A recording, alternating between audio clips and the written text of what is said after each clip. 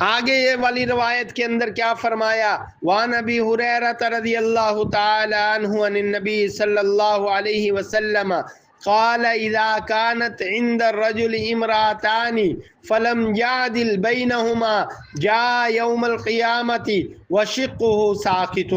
حضرت ابو ہریرہ رضی اللہ تعالیٰ عنہ نبی علیہ السلام سے نقل کرتے ہیں کہ آپ نے فرمایا جس شخص کے نکاح میں ایک سے زائد مثلاً 2 بیویاں ہوں اور ان دونوں کے درمیان عدل اور برابری نہ کرتا ہو تو وہ قیامت کے دن میدان حشر میں اس طرح آئے گا کہ اس کا آدھا دھڑ ساقط ہو جائے گا، یعنی فالج کے حالت میں اٹھایا جائے گا۔ تو 2 شادیاں کرنا، 3 شادیاں کرنا، 4 شادیاں کرنا، یہ مرد کو اللہ تعالیٰ نے حق دیا ہے، لیکن اس حق کے اوپر یہ ذہن نشین رہے کہ اگر نا انصافی ہوئی، بے اعتدالی ہوئی، عدل و انصاف نہ ہو سکا، ایک بیوی پہ ظلم کرتا رہا، دوسری بیوی کو خوش رکھتا رہا، تو اس حالت کے اندر قیامت کے دن ایسے حال میں اٹھایا جائے گا